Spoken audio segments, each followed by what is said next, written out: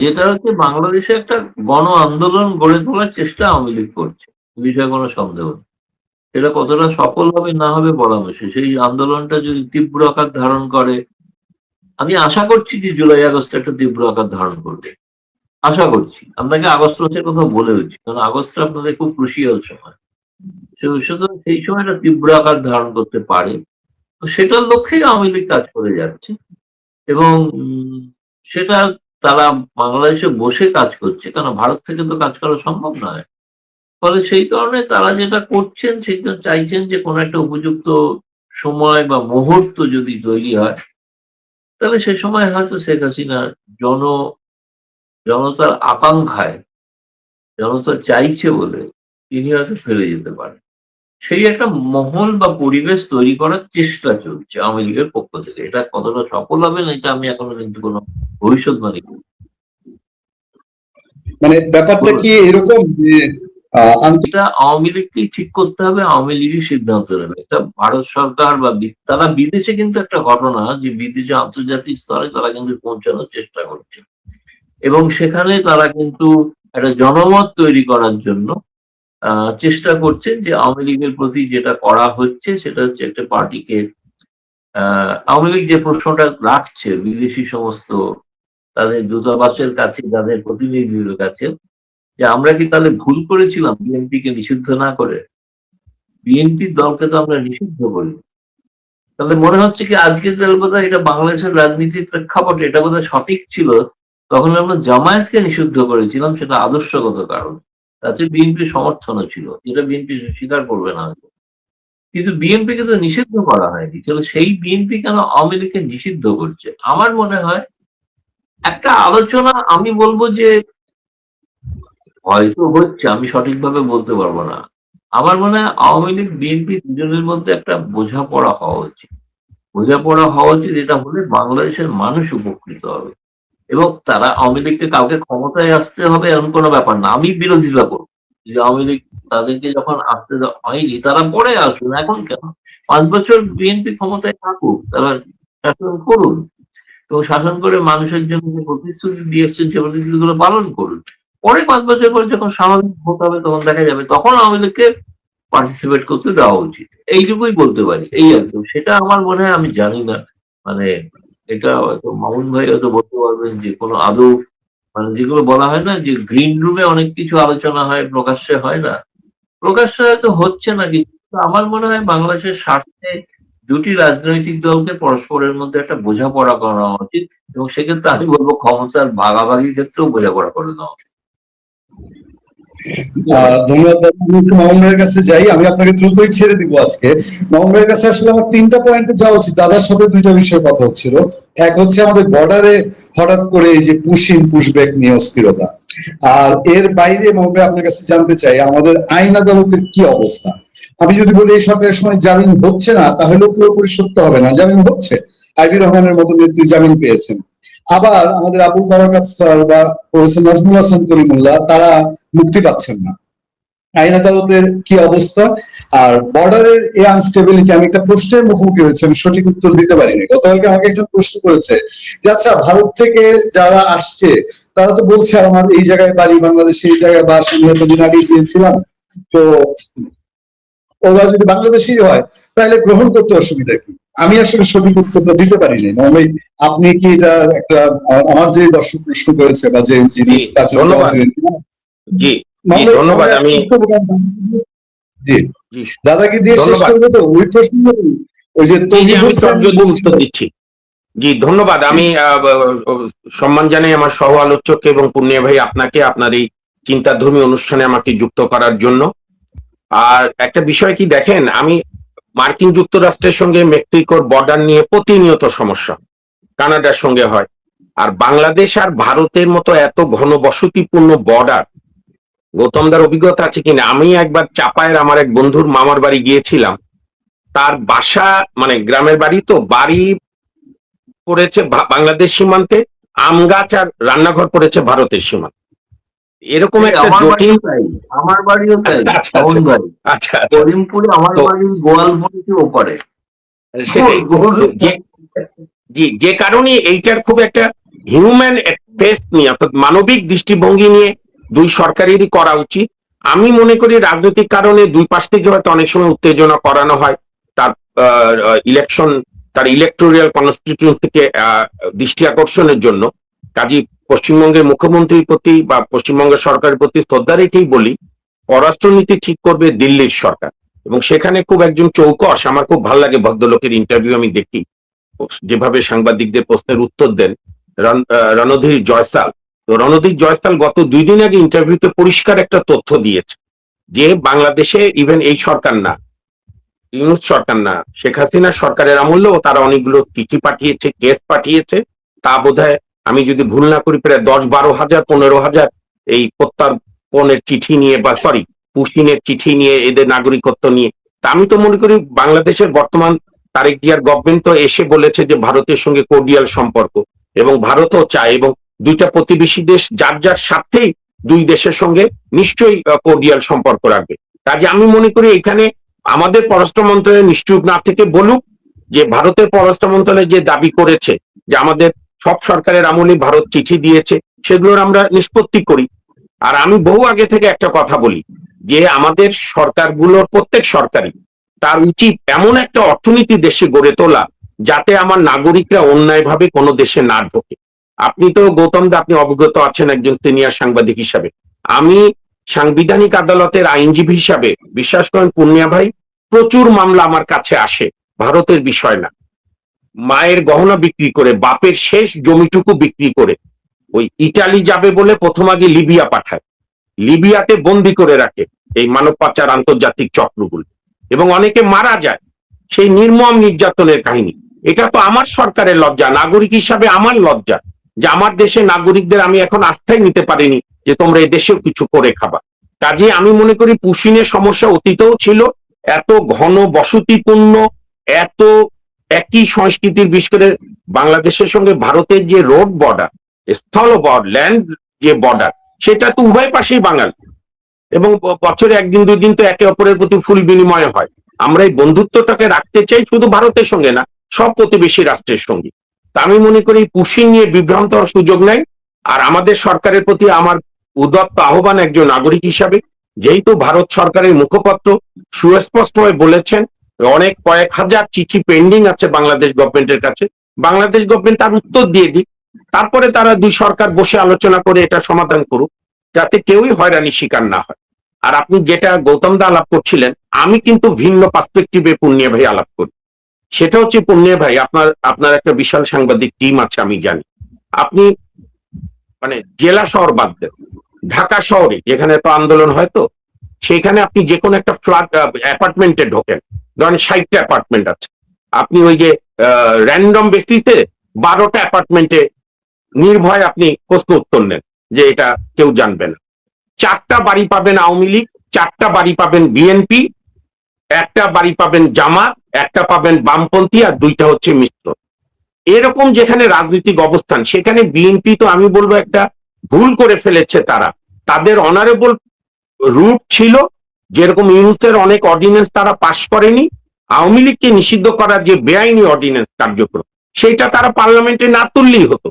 তাহলে কি হতো, আওয়ামী লীগের যাদের বিরুদ্ধে ফৌজদারি মামলা আছে, রাইট অর রং, যাদের বিরুদ্ধে, তাই না গৌতম দা, আপনিও স্বীকার করো, সবাই জানে, যাদের বিরুদ্ধে একটা রায় হয়ে গেছে, তারা এসে কোর্টে সারেন্ডার করবে। আপিল আদালত আছে, সুপ্রিম কোর্ট আছে, সেগুলো বিচার হবে। ইভেন আপনি যদি ধরেন বিএনপির দিক থেকে ভাবেন যে আমি আওয়ামী লীগের যাদের বিরুদ্ধে অভিযোগ আছে খুনের, দুর্নীতি, ব্যাংক লুটের, তাদের আমি সুষ্ঠু বিচার করতে চাই, তাহলে তো আওয়ামী লীগকে আসতে দিতে হবে। আসা মানে, আবার এটাও ক্লিয়ার করে রাখি, তার আগে আমি একটা ক্যাভিট দিয়ে দেই, আমি আওয়ামী লীগও করি না, বিএনপি তো প্রশ্নই ওঠে না। আমি বাংলাদেশে বিশ্বাসী, আমি একটা উদার লিবারেল ডেমোক্রেসি চাই। তো সেই কারণে আমি বলছি, মানি আর না মানি, এই বিএনপি এবং আওয়ামী লীগই বাংলাদেশের মূল জনগণকে প্রতিনিধিত্ব করে। এবং আমি গৌতম দার সঙ্গে একদম একমত, এই দুটি দলের পক্ষ থেকে ইগো ভুলে গিয়ে আমাদেরকে জানানোর দরকার নেই, ব্যাক চ্যানেলে বা গ্রিন চ্যানেলে আলোচনা করে, হ্যাঁ, বিএনপি ছাড় দেওয়ারও দরকার নেই। যাদের বিরুদ্ধে সুস্পষ্ট কেস আছে, আওয়ামী লীগ অভিজ্ঞ রাজনৈতিক দল, সংগ্রামী দল, তারা এসে আদালতে সারেন্ডার করবে, আদালতে যাবে, ন্যায় বিচারে প্রার্থনা করবে। তখন আদালত ন্যায় বিচার না করলে মানুষ বুঝবে, সবকিছুর বিচারক তো মানুষ, জনগণের ক্ষমতার মালিক, আমাদের সংবিধানের 7 অনুচ্ছেদে আছে। তো সেই কারণেই আমি মনে করি যে বিএনপি যত দ্রুত এই আওয়ামী লীগের উপর অহেতুক ইউনূসের, আরেকটা প্রশ্ন আপনার মাধ্যমে আমি করতে চাই পুনিয়া ভাই, আপনার এখানে বিএনপির এমপি সাহেবরাও আসে, এটা ভালো, আপনি মন্ত্রীদেরও নেওয়ার চেষ্টা করছেন বোধহয় ইন্টারভিউ, আপনি তাদের একটা জিজ্ঞেস করবেন আমার পক্ষ থেকে একজন নাগরিক হিসাবে, অনেকেই আমাকে চেনে ওনারা, যে ইউনূসের পাপের দায় বিএনপি নিচ্ছে কেন? আজকে গৌতম দা একটা আদেশ বেরিয়েছে, আপনাকে আমি পাঠিয়ে দেব, আমাদের ব্যারিস্টার আশরাফ পুনিয়া ভাই চেনে, খুবই সাহসী মানুষ, ও একটা রিট পিটিশন করেছে, আমি as a senior lawyer writ petitioner, সেখানে হাইকোর্ট আদেশ দিয়েছে, গভর্নমেন্টকে উত্তর দিতে বলেছে যে কেন হামের ট্র্যাজেডির উপরে একটা ইনকোয়ারি কমিশন হবে না, যে ইউনূস সরকার কি কি অন্যায় করেছে। কাজী ইউনূসের পাপের দায় বিএনপি নিচ্ছে কেন, এইটা আমার কাছে বোধগম্য না, কারণ এটা তো আজকে ফ্যাক্ট, আমাদের বলার দরকার নেই। ইউনূসের রাইট হ্যান্ড লেফট হ্যান্ডরাই বলছে। পররাষ্ট্র উপদেষ্টা তো খুবই ইউনূসের ঘনিষ্ঠ লোক ছিল, তৌহিদ হোসেন, ব্রিগেডিয়ার সাকোয়াত, ইভেন ফরাদ মাজারের ওয়াইফ ইউনূসের আরেক উপদেষ্টা ফরিদা আক্তার, ইভেন আসিফ নজরুল বলছে এই মার্কিন যুক্তরাষ্ট্রের চুক্তি নিয়ে আমি জানি না, হয় সে মিথ্যা বলেছে অথবা ইউনূস অন্যায় করেছে। কারণ বহির্বিশ্বের সঙ্গে কোনো চুক্তি করতে গেলে আইন মন্ত্রণালয় মাস্ট ভেট করতে হয়, ভেটিং করতে হয়, আইন মন্ত্রণালয় এক্সামিন করে। তো যদি ইউনূস না পাঠিয়ে থাকে সেটাও অন্যায়, আর যদি আসিফ নজরুল মিথ্যা বলে তার অতীতের স্বভাবের মতো, সে অন্যায় হচ্ছে। এবং যে কারণে আপনি দেখেছেন পুণ্য ভাই, আপনার তো 91 থেকে অভিজ্ঞতা, ছাত্র বয়স থেকে, এই অতীতে এইটা দিয়ে 5টা এই ধরনের সরকার, অস্থায়ী সরকার বলেন, তত্ত্বাবধায়ক বলেন, আর এই অন্তর্বর্তী বলেন, কোন সরকারের চিফ অ্যাডভাইজাররা মেয়াদ শেষ হয়ে যাওয়ার পর জনগণ কোনো খোঁজ রেখেছে কোথায় আছে না আছে, মাটির তলে আছে না মাটির উপরে আছে? কিন্তু ইউনূস প্যারিস গেলে বাংলাদেশের প্রধান মিডিয়াগুলো, ইভেন বিএনপি পন্থী মিডিয়াগুলো বলছে তাহলে কি তিনি পালিয়ে গেলেন আর ফিরবেন না? কারণ এরা এখন ওই যে সত্যজিতের একটা ছবি আছে, পুণ্য ভাই দেখেছেন কিনা, গৌতম দেবদে দেখেছেন, ওই ইপসেনের গণশত্রুর নাম করে যে একটা পিপলস এনিমির উনি চলচ্চিত্র করেছিলেন কালজয়ী। তো এই ইউনূসরা এখন গণশত্রুতে পরিণত হয়ে, আপনি দেখেছেন ওই যে সংস্কৃতি উপদেষ্টা অস্ট্রেলিয়া পালিয়ে বেড়াচ্ছে, কারণ এটা অন্যায় করেছে। তো 32 নম্বর ভাঙার যে পাপ ইউনূসরা করেছে, যে 32 নম্বর শুধু বঙ্গবন্ধুর বাড়ি না, এটি বঙ্গবন্ধুর নেতৃত্বে বাঙালির তীর্থালয় পরিণত হয়েছিল, মুক্তির আধারে পরিণত হয়েছিল। প্রয়াত রাষ্ট্রপতি জিয়াউর রহমান চাকুরি জীবনে বহুবার ওই বাড়িতে গিয়েছে তার সুখ দুঃখ বঙ্গবন্ধুর সঙ্গে জানাতে। 90-এর এরশাদ বিরোধী আন্দোলনে আমরা তরুণ ছাত্র, আমাদের বড় ভাই ছাত্র নেতারা, ছাত্র ইউনিয়ন মানে বামপন্থী, ডানপন্থী, মধ্যপন্থী সবাই যেত তদানীন্তন 8 দলীয় নেত্রী শেখ হাসিনার পিতার বাসভবনে। এবং 94 সালে এই দুই বোন তাদের একমাত্র পৈতৃক প্রপার্টিটা জাদুঘরে পরিণত করেছিল, যেটা বাঙালির সভা। ইভেন আন্দোলনের সময় আমরা অনেকে 32-এ যেতাম, একটা অসাধারণ দৃশ্য ছিল, বঙ্গবন্ধু সেই যে গুলি খাওয়া, দেয়ালে আপনার বুলেটের দাগ, কিংবা ওই আমলে সেই বড়ের আচারে শেখ পরিবারের সদস্যদের হাত তোলা, হাতের নেওয়ার ইয়া, আগেকার দিনে সেই কোকের বোতল, এটা তো সভ্যতা বিরোধী কাজ করেছে। ঠিক যেরকম তালেবানরা 96 সালে নজিবুল্লাহকে হত্যার পর বোধহয় 500 বছরের পুরাতন গৌতম বুদ্ধের মূর্তিটা ভেঙে দিল কাবুলে, সেরকম এটা অসভ্য বর্বর কাজ করেছে, এগুলোর বিচার হতে হবে। তো যে কারণে আপনি যেটা প্রশ্ন করেছেন পুণ্যা ভাই, যে ভারতের উপরই আওয়ামী লীগে আস্থা ভারতের, আমি এইভাবে দেখতে চাই না। বঙ্গবন্ধুর মৃত্যুর পর কি ভারত বাংলাদেশের শত্রু হয়েছিল? ভারতের সঙ্গে জিয়াউর রহমান সরকারেরও বন্ধুত্ব ছিল, পরবর্তীকালে এরশাদ সরকার, বেগম খালেদা জিয়ার সরকার, 111-এর সরকার, হাসিনার সরকার, শেখ হাসিনার সরকার, বঙ্গবন্ধু কন্যা এবং বর্তমানে তারেক জিয়ার সরকার। আমি আজকে আপনার এখানে আসার আগে পুণ্যা ভাই আরেকটা বিএনপি পন্থী মিডিয়ায় আমি গিয়েছিলাম, এখানে অনলাইনে। আমি ওনাদের কাছে, গৌতম দা আপনি শুনলে মজা পাবেন, আমি ওনাদের কাছে জিজ্ঞেস করেছি যে ভাই দয়া করে আমাদেরকে একটু জানান শেখ হাসিনা ভারতের কাছে কি কি বিক্রি করে দিয়েছে, তাহলে আমরা ভারতকে বলে আন্দোলন করে ওগুলো পুনরুদ্ধার করে আনি। এটা একটা ভ্রান্ত অপপ্রচার। কোনোদিনই কোনো দেশ কোনো দেশের কাছে বিক্রি হয় না, একে অপরের বন্ধুত্ব হয়। এই যে শেখ হাসিনা যে ডিজেলের পাইপটা চালু করেছিল বলে বিএনপি এই ডিজেল সংকট থেকে বাঁচলো, এ তো হাতে নাতে প্রমাণ। সেইটা যদি ইউনূস বন্ধ না করে, এটা যদি নাটোর পর্যন্ত, আমার শ্বশুর বাড়ি নাটোর পর্যন্ত পাইপটা টানা থাকতো, তাহলে রাজশাহী অঞ্চলে এই ডিজেলের সংকট হতো না। ভাই আমি বহুদিন আপনার এই টকশোয় বলেছি, ভারত বাংলাদেশ এত নিবিড় প্রতিবেশী, দুই দেশে একে অপরের প্রতি শ্রদ্ধা রেখেই বন্ধুত্ব থাকতে হবে, এবং আমাদের সংস্কৃতি আমাদের ঐতিহ্য একই ধরনের। কাজে এখানে ভুল বুঝাবুঝি থাকবে, একে অপরের স্বার্থ থাকবে। ভারতবাসীর কাছে ভারত আগে, আমাদের কাছে বাংলাদেশ আগে, এবং আমরা দুটোকেই সমন্বয় করে আমরা করতে চাই। সেখানে ভুল বুঝাবুঝি থাকলে আলোচনার টেবিলে সমাধান হবে। তো আমি এই কারণেই মনে করি বিএনপি যত দেরি করবে, পূর্ণিয়া ভাই আমি বিনয়ের সঙ্গে বলি, বিএনপি আওয়ামী লীগের ব্যাপারে সিদ্ধান্ত নিতে যত দেরি করবে, নাম্বার ওয়ান, আর নাম্বার টু, ইউনূস গভর্নমেন্টের পাপের দায় বিএনপি নেবে কিনা, এই দুইটি সিদ্ধান্ত গ্রহণে বিএনপি দেরি করলে কার কি ক্ষতি হবে জানি না, সবচেয়ে ক্ষতি হবে বিএনপি সরকারের। আমি একজন নাগরিক হিসেবে এটা বললাম। এবং আপনি দেখেছেন বোধহয়, অস্বাভাবিক বিষয়, 40 মিনিট 50 মিনিট ধরে আওয়ামী লীগের লোকজন মিছিল করছে, সাধারণ কর্মীরা যারা কোনোদিন ক্ষমতার আশপাশে ছিল না। এটাই তো আওয়ামী লীগের মতো দলের সৌন্দর্য, ইভেন এটা বিএনপির দলেরও সৌন্দর্য। আপনার মনে আছে পূর্ণিয়া ভাই, শেষের 5-6 বছর, গৌতম দা আপনারও জানা আছে তবু জানাই, বিএনপি কোনো প্রোগ্রাম দিলেই আওয়ামী লীগ সরকারি হরতাল ডেকে দিত, বাস বন্ধ, ট্রেন বন্ধ, ইভেন নৌকা বন্ধ, আপনার ওই নৌকা ঘাট, গুদারা ঘাট বন্ধ করে দিত। তারপরে কি বিএনপির জনপ্রিয়তা ঠেকানো গেছে? সেম অ্যাজ আওয়ামী লীগের ক্ষেত্রে। আমি মনে করি বিএনপি এখানে প্র্যাগমেটিক পরিচয় দিক। আর আমি একদম গৌতম লাহিড়ীর মতো একজন অভিজ্ঞ সাংবাদিকের সঙ্গে একমত, আওয়ামী লীগ বিএনপি ন্যূনতম মৌলিক কিছুতে একটা আন্ডারস্ট্যান্ডিং করে, অর্থাৎ এগ্রি টু ডিসএগ্রি, একে অপরকে রাজনৈতিক ভাবে মোকাবেলা করব, গণতান্ত্রিক ভাবে মোকাবেলা করব, এই ভিত্তিতে ঐক্যমত হয়ে এগুলে দেশ সামনে আগাবে, আমরা দিনে দিনে উন্নতির দিকে ধাবিত হব। ধন্যবাদ। ধন্যবাদ মোহন ভাই।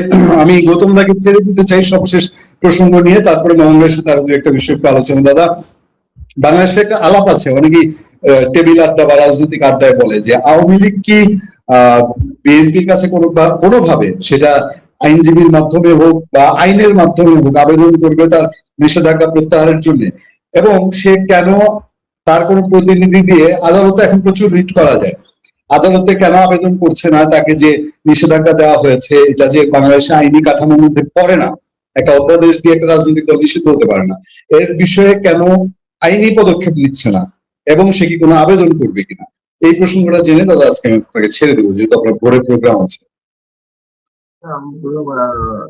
সঠিক প্রশ্ন, কিন্তু প্রথম প্রশ্ন কথা হচ্ছে আগে জানতে হবে যে আবেদন করার পর এবার হাইকোর্ট রিজেক্ট করে দেবে, রিজেক্ট করে দিয়ে কোনো লাভ নেই। ফলে এটাকে রাজনৈতিক স্তরে উভয় পক্ষের মধ্যে আগে সমঝোতা হতে হবে, তবে আবেদন হবে।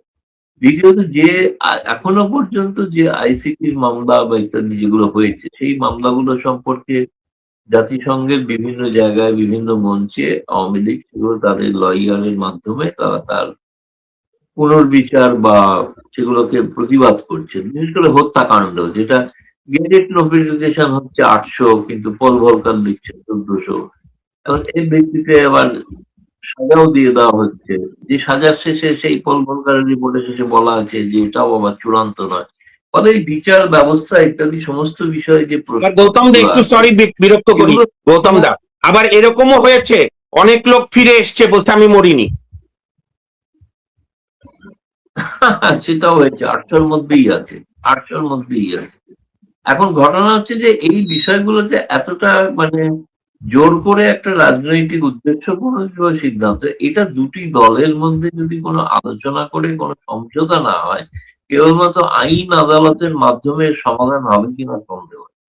ফলে সেই কারণে আমি জানি না এখনো পর্যন্ত যে আওয়ামী লীগ মানে এই ব্যাপারে বিএনপির কাছে কোনো আবেদন বা ইত্যাদি করবে কিনা। বিএনপি তো একটা কথা এখানে এসে ভারতে বলে গিয়েছিল যে আওয়ামী লীগ, শেখ হাসিনা, বঙ্গবন্ধু পরিবার তাদের কেউ থাকবেন না, তারা আবেদন করতে পারেন, বিচার করা হবে, সেখানে কিন্তু শেখ হাসিনা স্বাক্ষরকারী হতে পারবেন না। এখন অন্য দলের বিষয়ে তারা যদি এরকম বিক্ষেপ করেন, এবং সেটা তখন হয়তো বলেছেন, এখন হয়তো ভিন্ন পথে ভাবতেও পারেন, আমি জানি না। এটা আমি যে কথাটা বলেছিলাম সেই কথাটাই একমাত্র হতে পারে উপায়, সেটা হচ্ছে যদি দুটি দল কোনোভাবে ব্যাক চ্যানেলের মাধ্যমে কোনো আলাপ আলোচনা করে একটা সমঝোতায় আসতে পারে, নাহলে এটা আইন আদালতের মাধ্যমে সমঝোতা হবে। এটুকুই বলতে চাই।